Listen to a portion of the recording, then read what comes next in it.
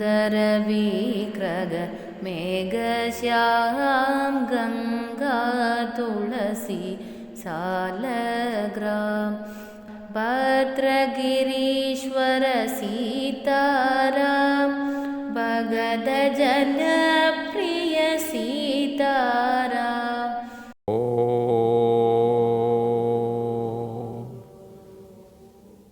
गजाननं भूतगणादिसेवितं कपित्थजम्बूफलसारभक्षितम् उमासुतं शोकविनाशकारणं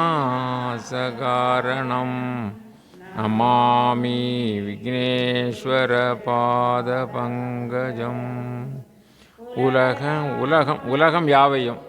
உலகம் யாவையும் தாமுளவாக்கலும் நிலைபெறுத்தலும் நீக்கலும் நீங்களா அலகிலா விளையாட்டுடையான் அவர் தலைவர் அன்னவர்க்கே சரணாங்களே. நன்மையும் செல்வமும் நாளும் நல்குமே, திண்மையும் பாவமும் சிதைந்து தேயுமே, ஜன்மமும் மரணமும் இன்றி தீருமே, இம்மையே ராமா என்னும் இரண்டெழுத்தினார். அஞ்சிலே ஒன்று பெற்றான் அஞ்சிலே ஒன்றை தாவி, அஞ்சிலே ஒன்று ஆறாக ஆரியர்க்கு ஆக ஏகி, அஞ்சிலே ஒன்று பெற்ற அணங்கை கண்ட அயலார் ஊரில், அஞ்சிலே ஒன்றை வைத்தான் அவன் நம்மை அழித்து காப்பான். மண்கண்ட வெண்குடை கீழாக மேற்பட்ட மன்னவரும் எம் பண்கண்டளவில் பணியச் செய்வாய். படைப்போன் முதலாம் விண்கண்ட தெய்வம் பல்கோடி உண்டேனும், விளம்பின் உன்போல் கண்கண்ட தெய்வம் உளதோ சகலகலாவல்லியே. குரு பிரம்மா குரு விஷ்ணு குருதேவோ மகேஸ்வரக குரு சாட்சாத் பரபிரம்ம தஸ்மை ஸ்ரீ குரவே நமக. சச்சிதானந்த குரு சத்குரு யோகிராம் சுரத்குமார் திருவடிகளே சரணம்.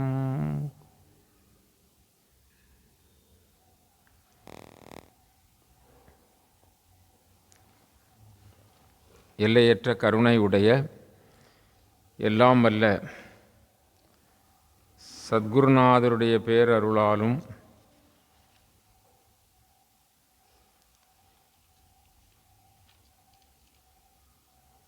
எல்லாம் வல்ல ஸ்ரீ ராமச்சந்திரமூர்த்தியினுடைய கருணையினாலும் மிக சிறப்புற நடைபெற்று கொண்டிருக்கின்ற மங்களகரமான ஸ்ரீராம காதை உபன்யாச நிகழ்ச்சியில் இந்த நல்ல நிகழ்ச்சியை ஒவ்வொரு வாரமும் செவிமடுத்து இறையருள் பெற்று கொண்டிருக்கின்ற அத்துணை மெய்யன்பர்களுக்கும் மற்றும் இந்த நிகழ்ச்சிக்கு எல்லா விதத்திலும் உதவி செய்து கொண்டிருக்கின்ற அத்துணை பேர்களுக்கும் எல்லோருக்கும் நமது பணிவான வணக்கங்களை முதற்கண் உரித்தாக்கிக் கொள்கிறோம். கழிந்த நிகழ்விலே ஸ்ரீ ராமபிரான் சித்திரக்கூடத்தில் இருக்கின்ற பொழுது பரதன் அவர்களுடைய சேனைகளோடும் மற்றும் உள்ள எல்லோரோடும் ராமபிரானை பார்க்க சென்ற விவரம் பார்த்தோம்.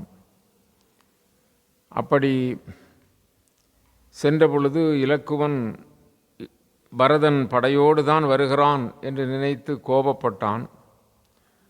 பிறகு படைகளை ஒரு பக்கம் நிறுத்திவிட்டு பரதன் சுமந்திரன் முதலானவர்கள் ராமபிரானை பார்க்க வந்தார்கள்.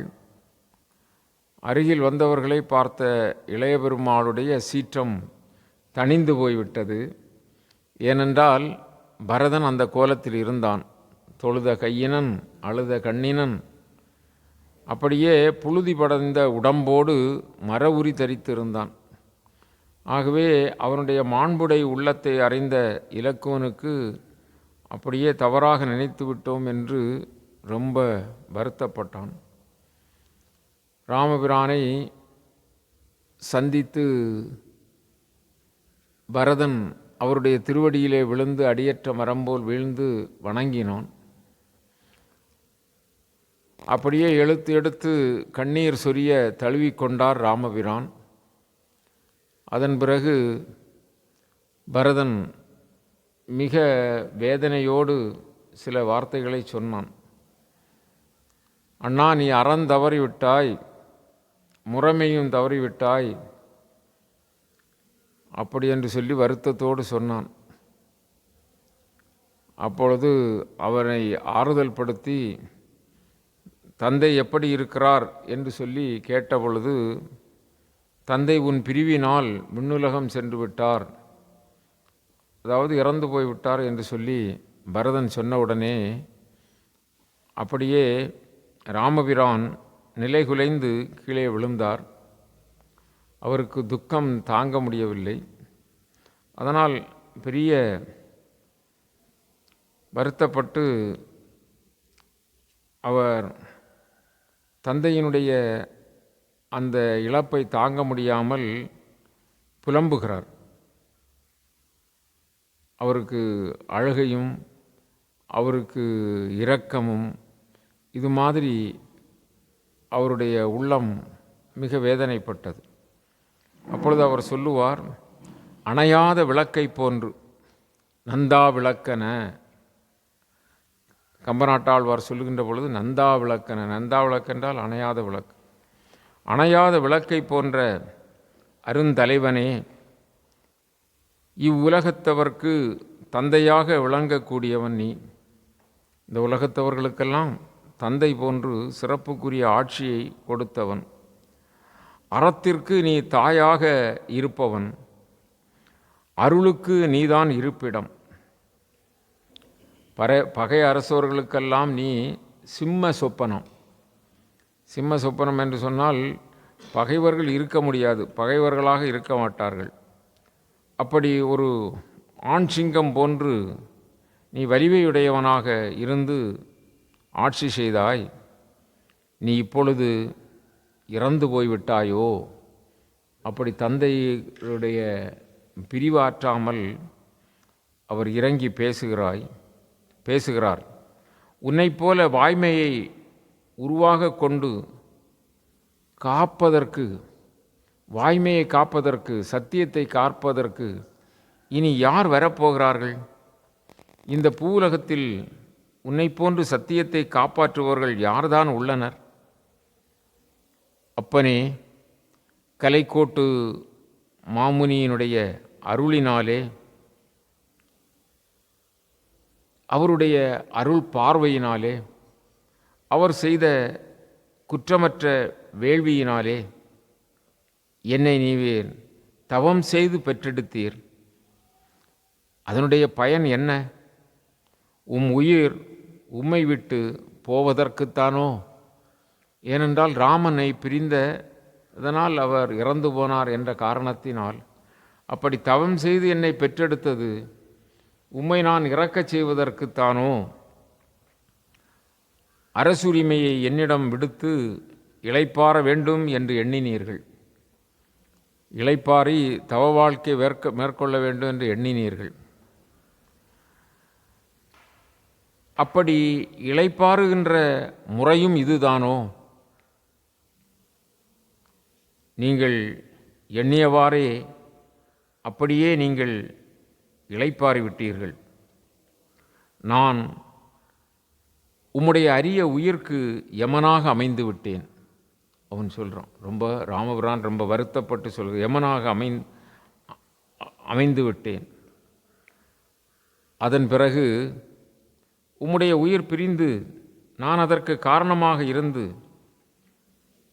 இந்த உலகை ஆள்வதற்கா நான் பிறந்தேன்? வளமையான சோலைகள் சூழ்ந்த அழகிய நமது கோசல நாட்டை துறந்து கல்லும் முள்ளும் நிறைந்த கொடிய காட்டிற்கு நான் வந்ததைக் கண்டு நீவீர் உயிருடன் வாழப் பொறுக்காமல் வானுலகம் சேர்ந்தீரோ? ஆனால் நானோ இந்த அற்பமான வாழ்வை விரும்பி உயிரை காத்து கொண்டிருக்கிறேன். என்னே பயன்? உம்முடைய ஈகை பண்பும் உயர்ந்த மானமும் தேவர்களாலும் அழிக்க முடியாத பெருவலியும் அறம் திறம்பா ஆட்சியும் சொன்ன சொல் தவறாத வாய்மையும் அரிய இவற்றையெல்லாம் உம்முடனே எடுத்து சென்று விட்டீர்களோ? அவற்றையெல்லாம் இனி இந்த உலகத்திலே நிலைநாட்டுபவர் யாவர் இருக்க முடியும் என்று சொல்லி புலம்பி அழுத வண்ணம் பிதற்றுகிறார் ராமச்சந்திரமூர்த்தி.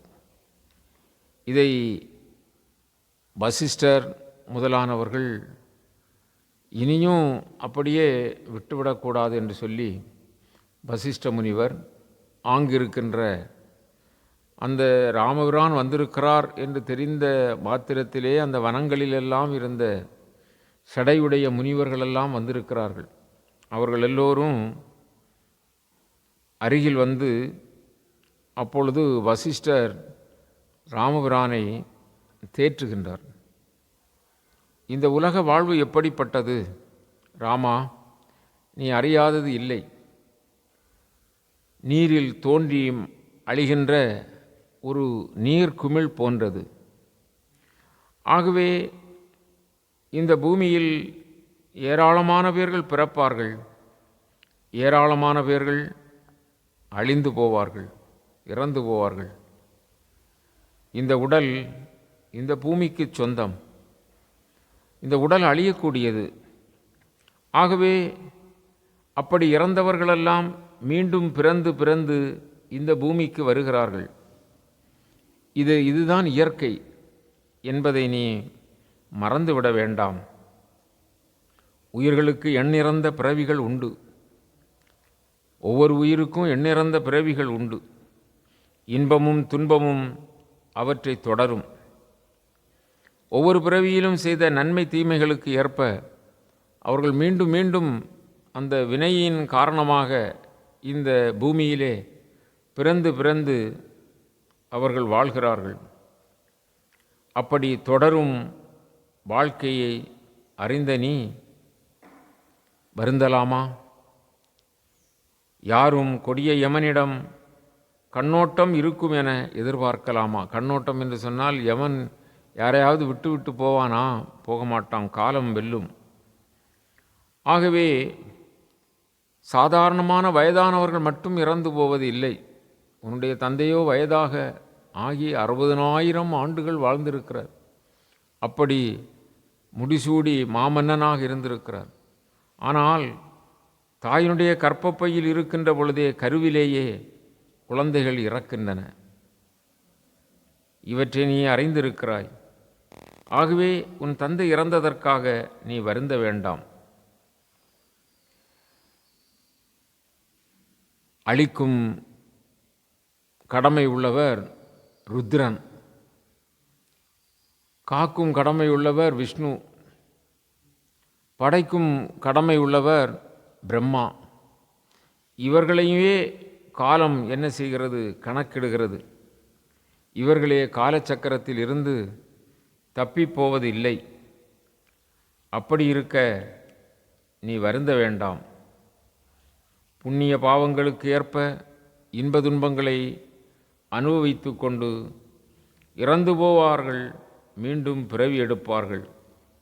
இதை கடல் மண்ணை எண்ணினால் கூட இந்த பிறவியினுடைய எண்ணத்தை எண்ண முடியாது. இன்னும் உன்னுடைய தந்தைக்கு பார், ஒரு பெரிய பேர் கிடைத்திருக்கிறது. உனக்கு தந்தை என்ற ஒரே காரணத்திற்காக பிரம்மதேவனும் அடைய முடியாத அந்த சத்தியலோகத்தை தாண்டி விஷ்ணு லோகத்தை அடைந்திருக்கிறார் உன் தந்தை. மீண்டும் பிறப்பில்லாத என்றென்றும் நித்தியமாக இருக்கக்கூடிய அந்த விஷ்ணு பதத்தை அவர் அடைந்திருக்கிறார். ஆகவே நீ இப்பொழுது வருந்த வேண்டிய தேவையில்லை. இதைவிட அவருக்கு நீ வேறு என்ன கைமாறு செய்ய முடியும்? நீ அவருக்கு மகனாக பிறந்ததனால் இப்படிப்பட்ட சிறப்பினை அவர் அடைந்திருக்கிறார் என்று அந்த வசிஷ்டர் ராமபிரானை தேற்றினார். வசிஷ்டருடைய வேண்டுதல் படியும் மற்றுமுள்ள அவர் செய்து சொன்ன உபதேசத்தை பற்றி பார்த்து கேட்டும் சற்று ஆறுதல் அடைந்த ராமபிரானிடம் சொல்லுவார், அப்பா ராமா, இனி தந்தைக்கு செய்ய வேண்டிய நீர்க்கடன்களை நீ செய்ய வேண்டும். இங்கே இருக்கின்ற கங்கையிலே நீ ஸ்நானம் செய்து அவர்களுடைய ஆன்மாவுக்கு தேவையான அந்த கைங்கரியங்களை நீ செய்ய வேண்டும். ஆகவே நீ சீக்கிரமாக அந்த கடன்களை முடிப்பாயாக என்று சொன்னார். அவரோடு கூடி மற்ற அங்கிருந்த பெரியோர்கள் முனிவர்கள் எல்லோருமாக கங்கைக்கு சென்று நீராடி ராமபிரான் அந்த நீர்க்கடனை செலுத்தினார். அதன் பிறகு பரதன் சீதா பிராட்டியார் அப்பால் ஒரு பர்ணசாலையிலே இருக்கிறார்கள், அங்கே சென்றார் பரதனுடைய நிலையை பார்த்து சீதா பிராட்டி ரொம்ப வருந்தினார்கள். அதன் பிறகு பரதன் சொல்ல, இப்படி தசரத சக்கரவர்த்தி மாமா இறந்து போனார்கள் என்று சொன்னவுடனே அந்த சீதா பிராட்டியார் அடைந்த துயரத்திற்கு அளவே இல்லை. அப்படியே சாதாரணமாக ஒப்பாரி என்று சொல்வார்கள் அல்லவா, அது மாதிரி அவர்கள் அந்த ஒப்பாரி வைத்து அழ ஆரம்பித்தார்கள். முனி பத்தினிமார்களெல்லாம் சீதாதேவியை தேற்றினார்கள். பிறகு சீதாதேவியையும் அங்கு சென்று நீராடி வாருங்கள் அப்படி என்று சொல்லி கங்கைக்கு அனுப்பி அந்த முனி பத்தினிமார்களோடு அந்த சீதாதேவி கங்கையில் சென்று நீராடி ராமபிரான் இருக்கின்ற இடத்திற்கு வந்தார்கள். அப்பொழுது அந்த ராமனுடைய அருகிலே சுமத்ராதேவி, கோசலாதேவி, கைகேயி ஆகிய 3 தாய்மார்களும் ராமன் பக்கம் வருகிறார்கள். அப்படி வந்தவுடனே மீண்டும் ராமனுக்கு ரொம்ப ஏக்கம் வருகிறது. அவர்களை பார்த்து, என் தந்தையாகிய தசரத சக்கரவர்த்தி எங்கே இருக்கிறார் என கேட்டு மீண்டும் ராமன் அழுதார். துயரத்துக்கு எல்லையே இல்லை. அந்த தாய்மார்களெல்லாம் சீதாதேவியை தழுவிக்கொண்டு 3 பேரும் சீதாதேவியை தழுவிக்கொண்டு அப்படியே அழுதார்கள். இப்படியாக இருக்கின்ற பொழுது மாலை நேரம் ஆகியது. இந்த ராமபிரான் சூரிய குலத்தில் வந்த தோன்றல். அந்த சூரிய குலத்து அந்த நாயகனாக இருக்கிற சூரியனும் மாலை பொழுதிலே தானும் தசரதற்கு நீர்க்கடன் செய்வதைப் போல அங்கே கடலுள் சாய்ந்தான். சாயங்காலம் மாலை நேரமாகிவிட்டது. அப்படியாக அன்றைய பொழுது ராப்பொழுதாக ஆனது. அங்கேயே அவர்கள் ராப்பொழுதை கழித்தார்கள். அடுத்த நாள் காலை பொழுது எல்லோரும் காலை கடன்களை முடித்துவிட்டு அப்படியே குழுமி இருக்கிறார்கள். ராமனை சார்ந்து பரதன், சத்ருக்கனன், இலக்குவன் இருக்கிறார்கள். சுமந்திரன் முதலாகிய மந்திரிமார்கள் இருக்கிறார்கள். வசிஷ்டர் முதலிய பெரியவர்கள்லாம் இருக்கிறார்கள். தாய்மார்கள்லாம் இருக்கிறார்கள். ஒரு முடிவும் இல்லாமல் அல்லவா இருக்கிறது. எல்லோரும் அப்படி நாள் அப்படி பெரிய சங்கடம். இரவு பொழுது கழிந்தது. கொஞ்சம் ஆறுதலோடு எல்லாம் அந்த சூழ்நிலையை பார்த்தீர்கள் என்று சொன்னால் ஒரு துக்கம் நிறைந்த இடத்திலே எப்படி ஆள்கள் இருப்பார்களோ அது மாதிரி அவர்கள்லாம் அமைதியாக இருக்கிறார்கள். இந்த நேரத்தில் பரதன் அவன் தவ வேடம்தானே இருக்கிறான், தவ வேடத்தில் தானே இருக்கிறான். ஆனால் அவனுடைய கண்கள் அழுகையை நிறுத்தவில்லை. அப்படியே ராமன் பக்கம் இருக்கின்ற பொழுது ராமபிரான் பரதனை நோக்கி கேட்கிறார், பரதனே, நீ இப்படிப்பட்ட வரையாது வழங்குகின்ற வள்ளல் தன்மை உடைய அந்த தசரதன் இறந்து விட்டார். அவரது கட்டளையினால் நீ இப்படி துயருறாயா? நீ அப்படி துயருறக்கூடாது. தந்தையினுடைய நிலையிலே நீ இப்படி மர உரி தரித்து கானகம் வந்திருக்கக்கூடாது. இந்த உலகம் முழுவதும் உனக்குத்தான் இப்பொழுது சொந்தம். இதில் எந்தவித ஐயமே இல்லை. அப்படி இருக்கும்போது நீயோ நாட்டை ஆள வேண்டிய ஆள்வதற்கான மகுடத்தை சூட்டிக்கொள்ளாமல் தவவேடத்தை ஏன் பூண்டு இருக்கிறாய்? ஏன் இந்த கோலத்திலே இருக்கிறாய்? இதற்குரிய காரணம்தான் என்ன என அன்புடன் வேண்டிக் கொண்டார். அந்த அமைதியாக இருக்கிற அந்த சபையிலே ராமபிரான் பரதனை பார்த்து இப்படி கேட்கிறார். அப்பா பரதா, நீ நாட்டை ஆள்வதற்கான மகுடத்தை சூடி நாட்டை ஆள வேண்டும். ஆனால் நீ இங்கு மர உரி தரித்து கொண்டு இங்கு வந்திருக்கிறாய், என்ன காரணம் அப்படி என்று கேட்டார். அப்படி கேட்டவுடனே பரதன் துடித்து எழுந்தான். எப்படி ஒரு பெரிய யாக நெருப்பிலே நெய்யை கொட்டினால் அதில் நெருப்பு கொழுந்து போல எழுந்து எரியுமோ அதுபோல திடுக்கிட்டு துடித்து எழுந்தான். ஏனென்றால் அண்ணனை அழைத்து போவதற்காக வந்திருக்கிறான் பரதன். இப்பொழுது ராமன் என்ன சொல்லுகிறான்? நீ மகுடம் சூட்டி ஆள வேண்டியது தானே, ஏன் இங்கு வந்திருக்கிறாய்? இப்படிப்பட்ட கோலத்தை ஏன் தாங்கி இருக்கிறாய் என்று கேட்டான். துடித்தெழுந்த அந்த பரதன் தனது கைகளை கூப்பி வணங்கியபடி ராமனை நீண்ட நேரம் உற்று பார்க்கிறான். அப்படி அவனுக்கு என்ன பேசுறதுன்னே தெரியல. அவ்வளவு அவனுக்கு ஒரு நடுக்கம் ஏற்படுகிறது. அண்ணன் சொல்லுகின்ற வார்த்தை அவனுக்கு அப்படியே ஊடுருவுகிறது. ஆகவே கூப்பிய கையுடையவனாக உற்று நோக்கி அப்படியே சில மணித்துளி நேரம் ராமனை பார்த்து எந்த வார்த்தையும் பேசாது நிற்கிறான். பிறகு தன்னை தயார்படுத்தி சொல்லுவான், அண்ணா, உன்னை தவிர இவ்வுலகத்தில் யாவர்தான் அறவழியில் நடக்கக்கூடியவர்கள்? நீதான் அறத்துக்கே ஒரு நாயகன். உன்னை தவிர வேறு யார்தான் அறவழியிலே நடக்கக்கூடியவர்? ஒருவரும் இல்லை. இதுதான் உண்மை. அப்படி இருக்க நீ தவறுவாயோ? நீ தவறு செய்யலாமா? நல்ல நேர்மை அறத்தோடு நடக்கின்ற ஒரு மனிதன் உண்டு என்று சொன்னால் உன்னை தவிர வேறு யாரும் இந்த உலகத்தில் இல்லை. இதுதான் உண்மை. ஆனால் அப்படி இருக்க நீ தவறு செய்யலாமா? தவறலாமா? தவறவே மாட்டாய். ஒரு காலம் தவற மாட்டாய். அண்ணா, மனதிற்கு பொருந்தாத வரங்களினால் நீயும் என்ன செய்து விட்டாய்? தாய் மனதுக்கு பொருந்தாத வரத்தை கேட்டுவிட்டாள் இல்லையா? தாய் தவறு செய்து விட்டாள். நீயும் உன்னையும் கூட உனக்கு பொருந்தாத செயல்களிலே ஈடுபடுத்தியதோடு நீயும் என்ன செய்து விட்டாய்? உனக்கு பொருந்தாத செயலை நீயும் செய்து விட்டாய். எதனால் பரதன் அப்படி சொல்கிறான்? ராமன் காட்டிற்கு வந்திருக்கக்கூடாதுன்னு நினைக்கிறான்.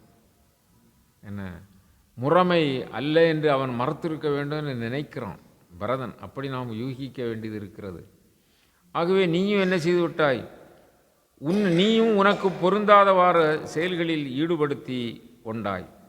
ஆணை சக்கரத்தை உடையவனாகிய தசரதனையும் கைகேயி கொன்றாள்.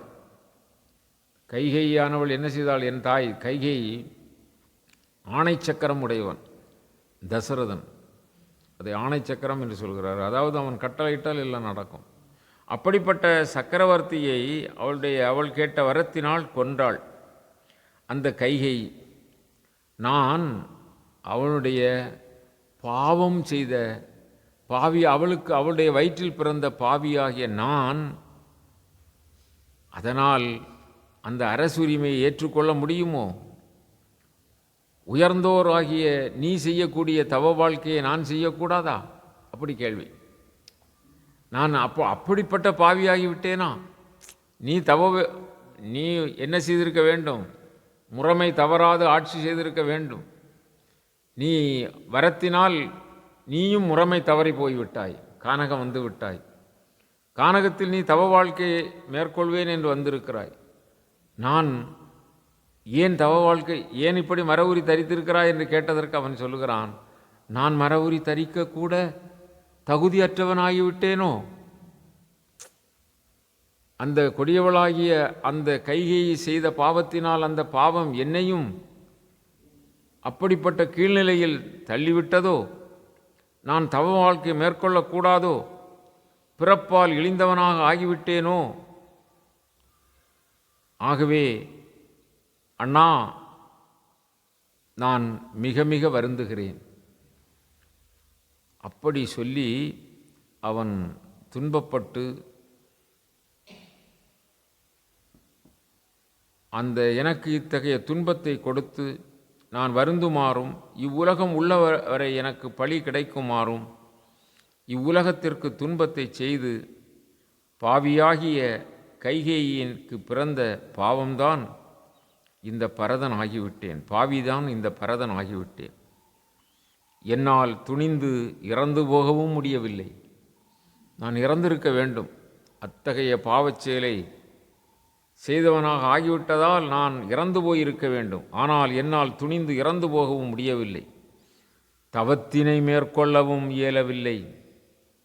இனி எப்படித்தான் எனக்கு ஏற்பட்ட பழியிலிருந்து கரையேறுவேனோ? அண்ணா, கற்பு நெறி தவறும் மகளிர், பொறுமையை தவறிய தவ வாழ்க்கை, இது ஒரு உதாரணத்திற்கு சொல்லுகிறான். அதாவது பெண்களுக்கு ஒழுக்கம் மிக முக்கியம். தவறிப்போய்விட்டார்கள் என்று சொன்னால் அது மிக கீழ்நிலையை அடைகிறது. அது மாதிரி தவம் செய்கிறவர்கள் பொறுமை கடைபிடிக்க வேண்டும். எந்த சாதனை செய்தாலும், எந்த தெய்வீக காரியமோ மற்றுள்ள காரியங்கள் எது செய்தாலும் பொறுமை மிக மிக முக்கியம். அப்படி பொறுமை தவறிய தவ வாழ்க்கை அருளில்லா அறம். நிறைய தர்மங்கள், அறம் செயல்கள் இருக்கும், ஆனால் அதில் அருள் இருக்காது. அருள் இருக்க வேண்டும் அறத்திற்கு. அப்படி இவற்றை விட கொடுமை வாய்ந்த முறைமை தவறிய அரசாட்சி மிக மிக மோசமானது. நான் நாட்டை ஆண்டேன் என்றால் கூட இந்த முறைமைகளுக்கெல்லாம் அது தாழ்ந்ததாக ஆகிவிடும். தசரதனின் மூத்த மகன் உனக்கு அரசாட்சி, அதனை துறந்து நீவீர் மரவுரி தரித்திருக்கிறீர். அரச நீதிக்கு புறம்பாக அரச தர்மத்தை துறந்து விட்டீர். அரச நீதி என்பது ஒன்று, அரச தர்மம் என்பது ஒன்று. அது மகாபாரதத்தில் கூட வரும். அந்த அந்த திருதராஷ்டிரனுக்கு கண் கிடையாது. அப்போ உடல் அங்ககீனமானவர்கள் ஆட்சி செய்யக்கூடாது. அப்படி அது ஒரு அரச நீதி. எது? உடல் அங்ககீனமானவர்கள் ராஜாவாக ஆட்சி செய்யக்கூடாது. அது அரச நீதி. அரச தர்மம் என்ன சொல்லுகிறது அப்படி என்று சொன்னால், வேறு யாரும் இல்லை என்றால் அந்த தர்மத்தின்படி அந்த தர்மத்தை காப்பாற்ற வேண்டும் அல்லவா? அதற்காக திருதராஷ்டிரரை மன்னனாக ஆக்கினார்கள். பாண்டு இறந்து போனார். அவருடைய தம்பி பாண்டு இறந்து போனார். வேறு வழி இல்லை. ஆகவே திருதராஷ்டிரனை மன்னன். அது அரச தர்மம். அரச நீதி ஒன்று, அரச தர்மம். இங்கே சொல்லுகிறார் பாருங்கள். அப்போது அரச நீதிக்கு புறம்பாக அரச தர்மத்தை துறந்து மரவுரி தரித்திருக்கிறாய். நீ செய்திருக்கிற காரியம் அரச நீதியும் இல்லை. அரச நீதி மூத்தவன் இருக்கின்ற பொழுது இளையவன் அவன் முடிசூட்டக்கூடாது.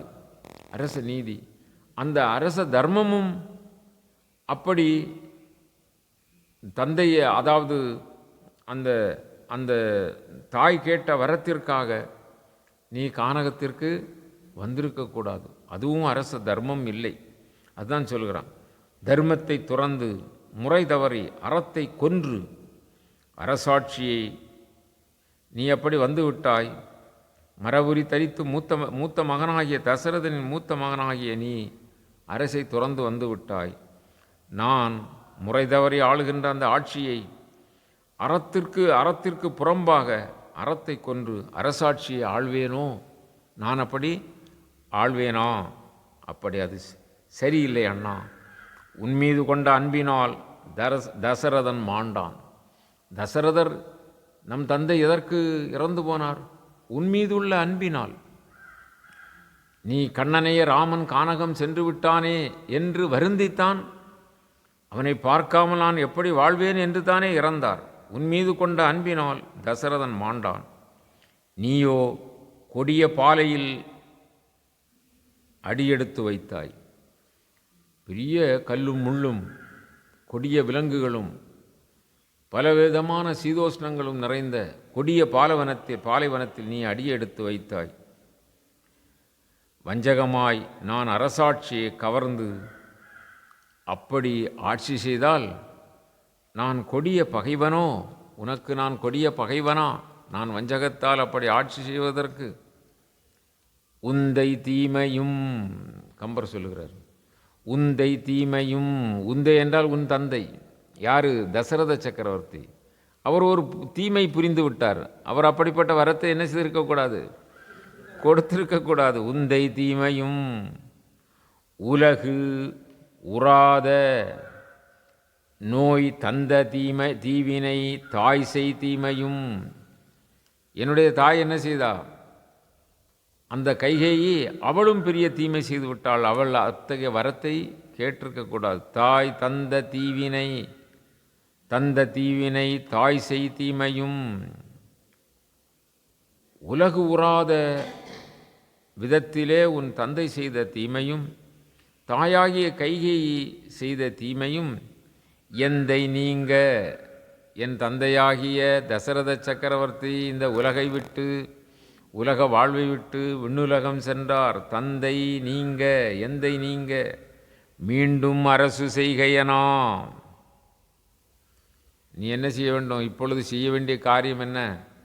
அப்பா இறந்து போயிட்டார், நீயோ கானகம் வந்து விட்டாய் என் தாயினுடைய வரத்தினால். இப்பொழுது மீண்டும் அரசு செய்க. நீ என்ன செய்ய வேண்டும்? நாட்டிற்கு வந்து நீ அரசாட்சியை செய்வாயாக என்று சிந்தை யாவதும் தெரிய கூறினான். அவனுடைய உள்ள கிடக்கையை முழுமையாக சொல்லிட்டான். நடந்து போனது இருக்கட்டும், நீ நாட்டுக்கு வந்து ஆட்சி செய்வாயாக அப்படி என்று சொல்லி ராமனிடம் சிந்தை யாவதும் தெரிய கூறினான். சிந்தை அதாவது மனந்திறந்து பேசினான் என்று சொல்லுவோம் அல்லவா, அப்படி சொன்னான். உடனே பரதனது அந்த வேண்டுகோளை ஏற்று வணங்கி சொன்னான், அண்ணா நீங்கள் நாட்டிற்கு வந்து விடுங்கள், அரசாட்சியை ஏற்று நடத்துங்கள், இதுதான் என்னுடைய எண்ணம் அப்படி சொன்னான். உடனே ராமபிரான் அந்த பரதனது வேண்டுகோளை மறுக்கிறார். அப்பா, நீ சாதாரணமானவன் அல்ல, எல்லா தெய்வீக பண்புகளும் உடையவன். நீ 4 வேதத்தினுடைய அம்சமாக இருக்கிறாய். சிறந்த ஒழுக்க சீலன். நீ வாய்மையும் நீதியும் தவறாதவன். நீ நான் சொல்வதை நீ கேட்பாயாக. ஒருவனுக்கு ஒழுக்கமும் வாய்மையும் நீதியும் புகழ்ந்து கூறப்படும் உயர்வும் அறமும் இவையெல்லாம் வேதங்களில் கூறப்பட்ட கருத்துக்கள் படி வலுவாது ஒழுகும் அரசனது ஆணையால்தான் சிறப்புற நடைபெற்று வரும் என்பதை நீ அறிவாயாக. அதாவது எந்த ஒரு மன்னன் ஆணையிட்டால் அது சிறப்பாக நடக்கும் என்றால் நல்ல ஒழுக்கமும் வாய்மையும் நீதியும் புகழ்ந்து சொல்லக்கூடிய அளவிலே உள்ள பெருமையும் அறமும் இவையெல்லாம் இருக்கக்கூடியவர்கள். அவர்கள் அரசனாக இருந்தால் அரசனது ஆணையால் தான் சிறப்புற எல்லா சிறப்புகளும் நடைபெறும் என்பதை நீ அறிவாயாக. இவற்றுக்கெல்லாம் சொந்தக்காரர் தசரத சக்கரவர்த்தி. அப்பா பரதா, மிகச் சிறந்த குரு யார் என்று நினைக்கிறாய்? படித்து தந்த ஆசாரியார் குரு, ஆசிரியன், ஆசான், குரு இல்லையா? தாய் தந்தை குரு இல்லையா, ஞானத்தை சொல்லித் தருபவர் குரு, இப்படி பல நிலைகளிலே குரு இருக்கிறார்கள். ஆனால் இவர்களிலெல்லாம் சிறப்புக்குரிய குரு யார் என்றால் தந்தையும் தாயும் தான். தாய் தந்தையர்கள் தான் சிறப்புக்குரிய குரு. அந்த தாயாகிய கைகேயி வரத்தினை பெற்றுக்கொள்ள எனக்கு குரு யாரு? தாய் தந்தை. அப்போ அந்த தாயாகிய கைகேயி தான் என்ன செய்தாள்? வரத்தினை பெற்றுக்கொண்டாள். தந்தையாகிய தசரதன் கட்டளையிட்டார், கானகம் போகும்படியாக கட்டளையிட்டார். நம் குலத்துக்குரிய தர்மத்தினை நான் மேற்கொண்டேன். நான் ஏன் கானகம் வந்தேன்? முறைமை தவறி வந்து விட்டாய், நீதி அல்ல என்றெல்லாம் பரதன் சொன்னான் அல்லவா? அப்பா, சிறப்புக்குரிய குரு இருவர் தாய் தந்தையர். தாய்தான் வரத்தினை கேட்டிருக்கிறாள், தந்தை என்னை கானகம் போகச் சொல்லியிருக்கிறார். அப்படியாகிய இருக்கும்போது நம் குலத்துக்குரிய தர்மத்தினை நான் மேற்கொண்டேன். இதில் தப்பு ஏதும் உண்டோ? நீ கேட்கும் வரத்தினால் அதனை விட்டுவிடுதல் நற்பண்பு ஆகுமோ? நீ இப்பொழுது என்னிடம் வேண்டிக் கொள்கிறாய், அண்ணா நாட்டிற்கு வா, நாட்டை ஆட்சி செய் என்று வேண்டிக் கொள்கிறாய். ஆகவே நீ கேட்கின்ற இந்த வரத்தினால், வேண்டுகோளினால் அதனை விட்டுவிடுதல் நற்பண்பு ஆகுமோ? தாய் சொன்னதையும் தந்தை சொன்னதையும் நான் விட்டுவிட்டால் அது நற்பண்பு ஆகுமா? தந்தைக்கும் தாய்க்கும் நாம் செய்கையால் புகழினை சேர்ப்பதா, இல்லை பழியினை சேர்ப்பதா? தந்தை தாய்க்கு புகழினைத்தானே செய்யும். இவன் தந்தை எண்ணோற்றான் கொல் என்னும் சொல். மகன் தந்தைக்கு ஆற்றும் உதவி, இவன் தந்தை எண்ணோற்றான் கொல் என்னும் சொல். அப்படி என்று சொன்னால் பிள்ளைகளால் தந்தை தாய்க்கு பெருமை வர வேண்டும். பிள்ளைகளால் தந்தை தாய்க்கு பழி வரக்கூடாது. ஆகவே நான் அவர்களுக்கு பழிமாலை சூட்டுவதா? எப்படி பழி? அப்படி என்று சொன்னால், அந்த தசரத சக்கரவர்த்தி சத்தியகீர்த்தி, சத்தியம் தவறாதவர். அவர் வரம் கொடுத்து விட்டார் இல்லையா? சத்தியம், இவர் வரத்தின்படி கைகேயி ராமனை ஏவினாள் இல்லையா? தந்தை சொல் என்று சொன்னார். தந்தை சொல் என்றார். மன்னவன் பணி என்று சொன்னார். உன் தந்தை ஆணையிட்டார் என்று சொன்னாள். அதை தலைமேற்கொண்டு தானே ராமன் கானகத்திற்கு வந்தான் இல்லையா? இப்பொழுது அவன் கானகம் நான் போக மாட்டேன் என்று சொல்லி திரும்ப போனால் கூட என்ன ஆகும்? அவன் சொன்ன சத்திய வார்த்தை கெட்டு போய்விட்டது. ராமன் 14 ஆண்டுகள் வனவாசம், கானகம் போக வேண்டும் என்று சொல்லி அவன் கொடுத்த வரம் கெட்டு போய்விடும். அப்பொழுது தந்தைக்கு என்ன வரும்? பழி வரும். அவர் சத்தியகீர்த்தியாக வாழ்ந்தவர். ஆகவே அவருக்கு நாம் பழியை கொடுக்கக்கூடாது. என் தந்தை கொடுத்த வரத்தினை அப்படி கொடுக்கவில்லை என்று பொய்யுரைத்து, அப்படி அந்த அந்த வரம் பொய்யாக போய்விட்டது என்று சொன்னால், அல்லது அவர் நான் அந்த வரத்தை தரமாட்டேன், நீ வேறு வரம் கேளு என்று அப்பொழுது சொல்லியிருந்தால் கூட அவர் பொய் உரைத்து நரகம் செல்ல அவர் என்ன செய்வார்? அந்த பொய் சொன்னதுனால நரகத்துக்கு போவார். அப்படி போக நான் மட்டும் ஆட்சி செய்வது சிறந்ததா? அப்போது அவர்களுக்கு ஒரு பழியை ஏற்படுத்தி நான் ஆட்சி செய்வது சிறந்தது இல்லை, சிறந்ததான்னு கேட்குறார். தந்தை அளித்த வரத்தின்படி அவனது நாடானது உன்னுடையது. ஏக சக்கரவர்த்தியாக இருந்து ஆட்சி செய்த அந்த கோசலா நாடு, அந்த வளம் நிறைந்த மருத நிலம் நிறைந்த அந்த கோசல நாடு, அந்த தசரத சக்கரத்தை ஆட்சி செய்த அந்த நாடு அவன் உனக்கு கொடுத்ததால் என்ன? அது உன்னுடைய நாடு. தந்தை அளித்த வரத்தின்படி அவனது நாடானது உன்னுடையது. அதனை சிறப்போடு ஆட்சி செய்வாயாக. அதை நீ போய் என்ன செய்? சிறப்போடு ஆட்சி செய். அரசு அந்த உன்னுடையதாக இருக்கின்ற பொழுது நீ அதை சிறப்புற எந்த குறைபாடும் இல்லாமல், மக்களுக்கு எந்த குறைபாடும் இல்லாமல் நீ ஆட்சி செய்வாயாக என்று ராமன் சொன்னான். உடனே பரதன் சற்று தயங்கியவன் அடுத்தாற்போல் சொல்லுவான், அண்ணா, நீங்கள் சொன்னது போல அரசு என்னுடையதாக இருந்தால் இப்பொழுது எனக்கு கிடைத்த அரசை நான் உங்களுக்கு தருகிறேன். நீங்கள் சொன்னது மாதிரி அரசு என்னுடையது இருக்கட்டும். அரசு என்னுடையது என்றால் நீங்கள் சொன்னது போல நான் இப்பொழுதே உங்களுக்கு தருகிறேன், நீங்கள் முடிசூடிக் கொள்ளுங்கள் என்றான் பரதன். என்ன அப்போ யாருக்கும் எதுவும் தவறு இல்லை, சத்தியமும் கெட்டு போகாது இல்லையா? அப்போது நான் உங்களுக்கு தந்துடுறேன், எனக்கு கிடைச்ச ராஜ்யத்தை உங்களுக்கு தந்துடுறேன்.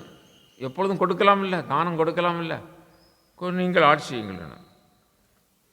அப்போது ராமன் அதற்கு பதில் சொல்கிறார் பாருங்கள். இதுதான் இங்கே ரொம்ப விசேஷமாக சொல்லப்பட்டது. இவ்வுலகமே வருந்தி ஏங்குகிறது. அண்ணா, இந்த உலகமே என்ன செய்யுது? வருந்துகிறது. நீங்கள் காட்டுக்கு வந்துட்டீங்க, ராஜ்யத்தை விட்டுட்டீங்கும்போது இந்த உலகமே வருந்தி ஏங்குகிறது. அயோத்திக்கு திரும்பி வந்து நீங்கள் ஆள்வீர்களாக. அப்படி ராமனுடைய திருவடிகளை பிடித்து கெஞ்சி கேட்டுக்கொண்டான். உடனே ராமன் சொல்லுகிறார், அப்பா, இளகிய மனமுடையவன் நீ கொஞ்சம் ரொம்ப இரக்கமுடையவனாக இருக்கிறவன். அன்பினால் நீ இப்பொழுது பேசுகிறாய், என் மீது கொண்ட அன்பினால் பேசுகிறாய். நீ அன்பினால் உனக்குரிய நாட்டை எனக்கு அளித்து விட்டாய் என்றாலும் அது நீதியாகுமா? எப்படி நீதியாகாது? பழிக்கு பயந்த தந்தை வரம் கொடுக்க நான் ஒப்புக்கொண்டு வந்த 14 ஆண்டுகளும் இன்றுடன் முடிந்து போகுமா? அவர் என்ன சொல்லியிருந்தார்? 14 ஆண்டுகள் ராமன் கானகம் இருக்க வேண்டும் என்றெல்லாம் சொல்லியிருக்கிறார். பழிக்கு தனக்கு பழி வந்துவிடக்கூடாது என்று, சத்தியத்தில் இருந்து விடுதலை அடையக்கூடாது என்றல்லவா அவர் வரம் கொடுத்தார். அந்த வரத்தில் என்ன சொல்லியிருக்கிறார்? அந்த தந்தை வரம் கொடுக்க நான் ஒப்புக்கொண்டு வந்தேன்.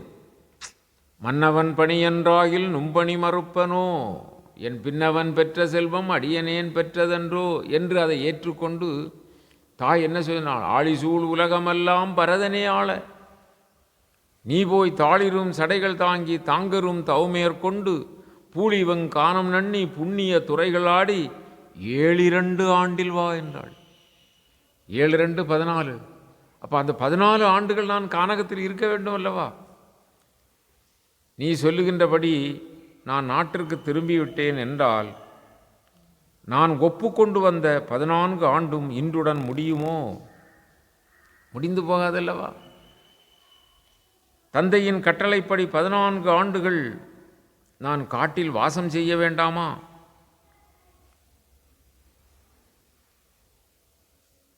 எனது கட்டளைப்படி தந்தையால் அளிக்கப்பட்ட நாட்டினை நீ ஆட்சி செய்து வருவதுதான் மிகச் சிறப்புக்குரியது.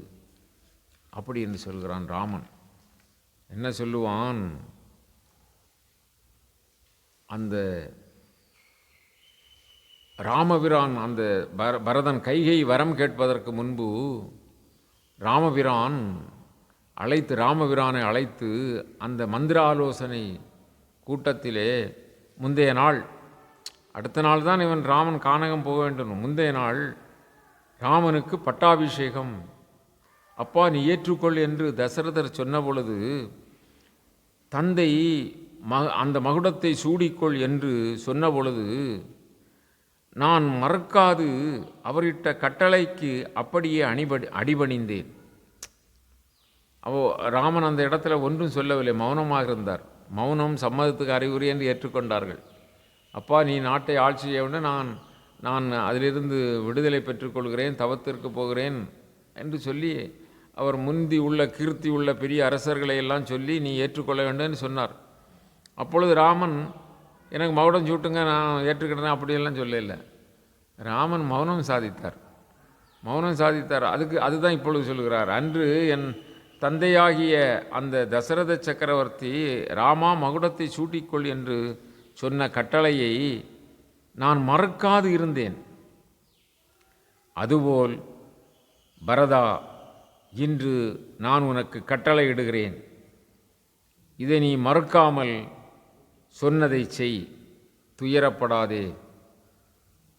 நீ நாட்டிற்கு சென்று இந்த புவியை ஆட்சி செய்வாயாக அப்படி என்று முடிவாக கட்டளை என்ற முறையிலே அப்படி சொல்லி அவர் முடித்தார். இந்த நேரத்தில் வசிஷ்டர் உடனே அங்கே எல்லா பேரும் அந்த இடத்துல இருக்கிறாங்கல்ல, அதனால் வசிஷ்டர் என்ன செய்கிறார், தலைப்படுகிறார். அவர் சொல்லுவார், அப்பா ராமா, நீங்கள் வந்துற்ற குலம் சூரிய குலம்.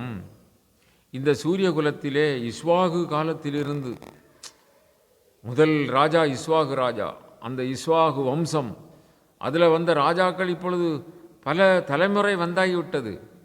இந்த தலைமுறையாக வந்த சூரிய குலத்திலே யாரும் முறை பிழைத்து ஆட்சி நடத்தியவர் இல்லை, இன்று வரை ஒருவரும் இல்லை. முறை பிழைத்து என்று சொன்னால் முறை தவறி, தந்தை அந்த அண்ணன் இருக்கும்போது தம்பிக்கு முடிசூட்டியது இல்லை, இதுவரை ஒருவரும் இல்லை.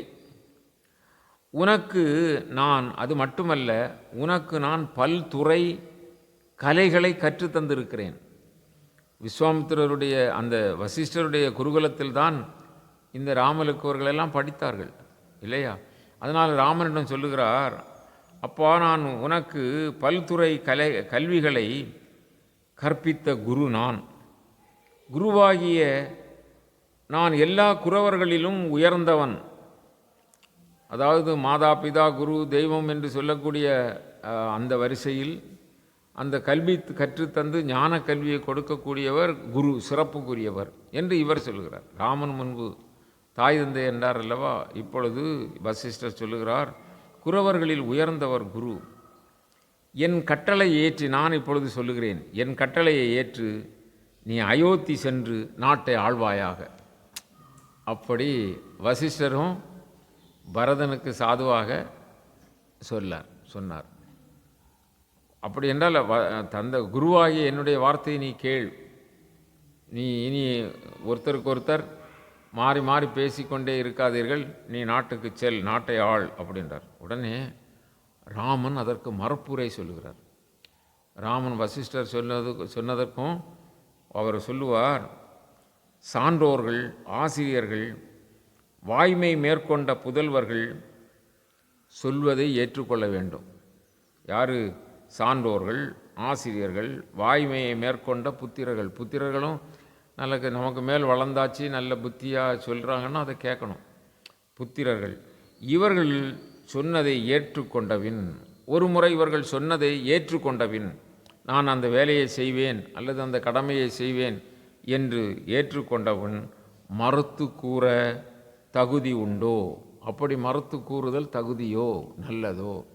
வசிஷ்டர் கூறியதற்கு ராமன் கூறுகிறார், அந்த பெரியவர்கள்ட்ட நம்ம ஏற்று இந்த காரியத்தை செய்வேன் என்று சொல்லிவிட்டு அதன் பிறகு மறுத்து கூறுவது தகுதியோ? நான் எப்படி கானகம் வந்திருக்கிறேன்?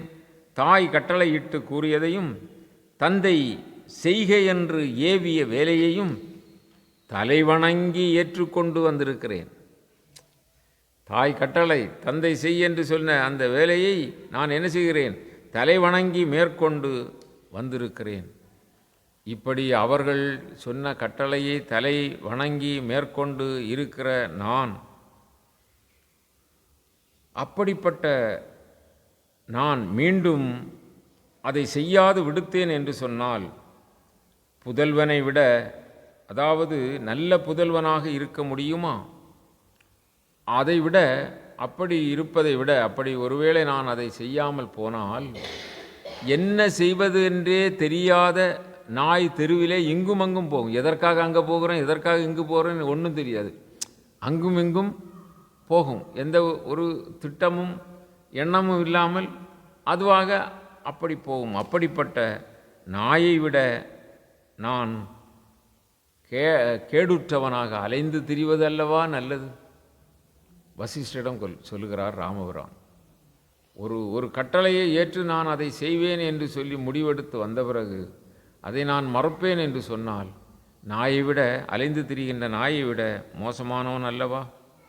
முன்னர் தாய் தந்தையர் கட்டளையை செய்து முடிப்பேன் என்று தலைமிசை தாங்கியபின், அவருடைய கட்டளையை நான் தலைமிசை தாங்கியபின் அயோத்திக்கு திரும்புமாறு நீவீர் என்ன செய்கிறீர்? கட்டளையிடுகின்றீர் நான் என் செய்வது? யோசித்து சொல்லுங்கள். நீங்கள் பெருமைமிகு முனிவர் அல்லவா? நான் செய்ய வேண்டியது என்ன இந்த தருணத்தில்? நீங்களே சொல்லுங்கள். அப்படி அந்த பரதனிடம், அந்த ராமபிரானிடம், வசிஷ்டரிடம் ராமபிரான் கூறினார். இந்த தருணத்தில் பாருங்கள், இனி ஏதேனும் விதத்திலே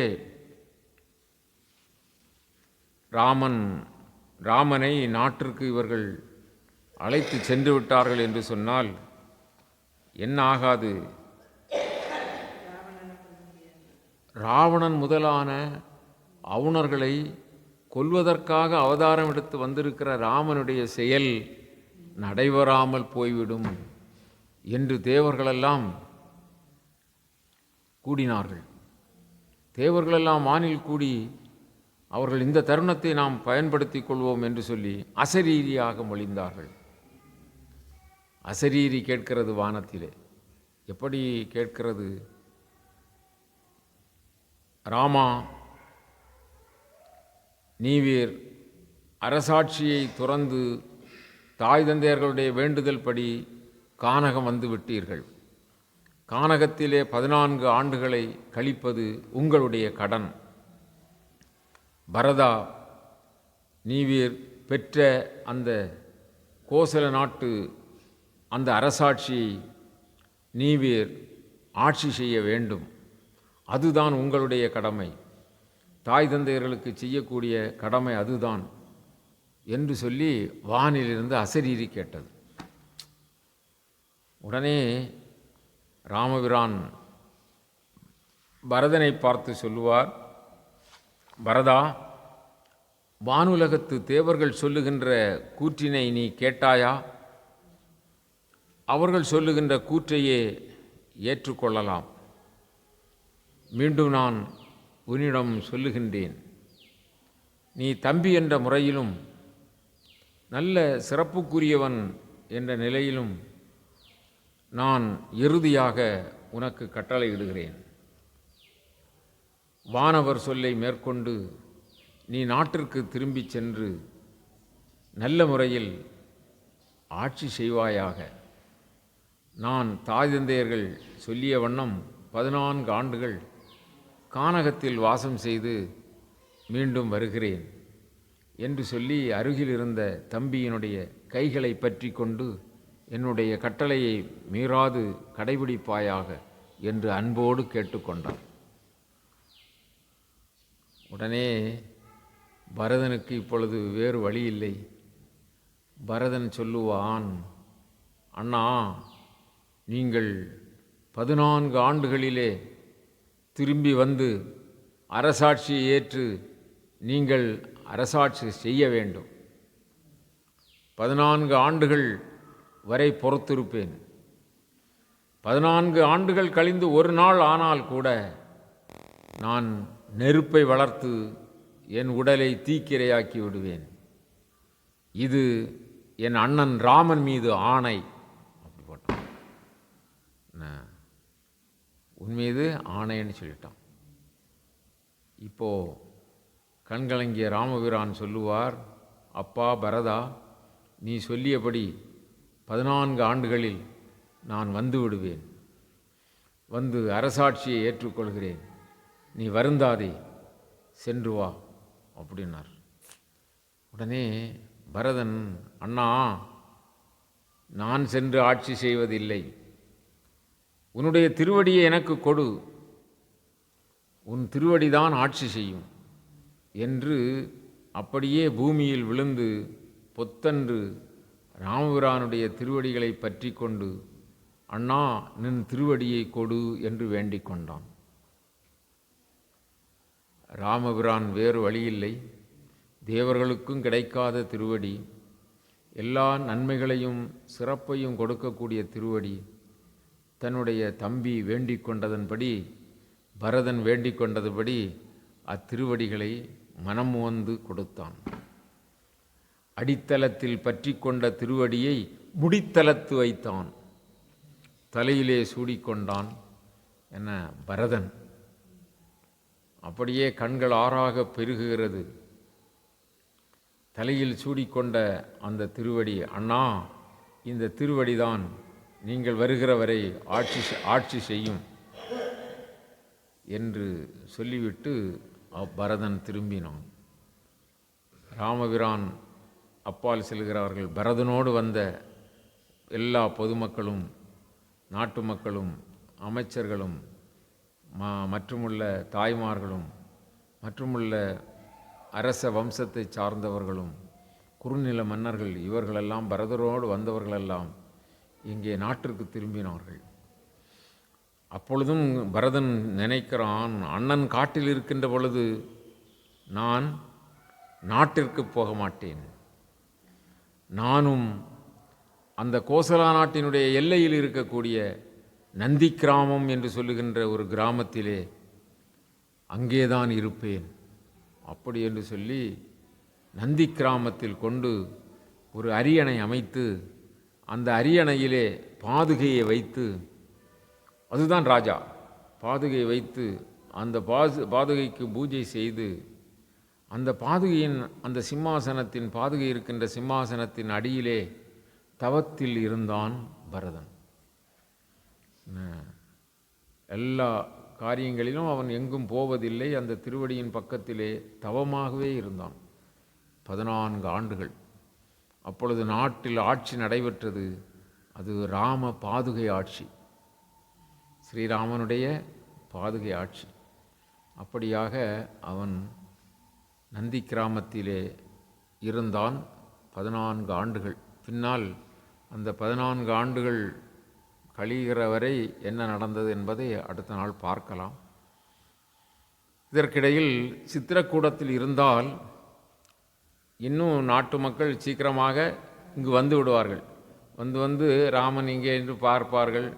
அது அரசாட்சிக்கும் இடையூறாக இருக்கும், நமக்கும் இடையூறாக இருக்கும் என்று சொல்லி இதற்கு அப்பால் தென்பால் செல்ல வேண்டும் என்று சொல்லி சித்திரக்கூடத்தில் இருந்து ராமன், இளைய பெருமாள், சீதா பிராட்டி, அந்த 3 பேர்களும், அவர்களை தவிர மிச்சம் எல்லோரும் திரும்பி விட்டார்கள். எல்லோரையும் அனுப்பிவிட்டார். அதன் பிறகு குகன் கூட போக முடியாதில்லவா, எல்லோரையும் அனுப்பிவிட்டார். அவர்கள் 3வரும் அந்த சித்திரக்கூடத்தில் இருந்து அவர்கள் தென் திசை நோக்கி நடந்தார்கள், செல்கிறார்கள். அது ஆரண்ய காண்டம். இந்த காண்டம் அயோத்தியா காண்டம் இத்தோடு நிறைவுற்றது. இதிலே நாம் நிறைவு செய்யலாம்.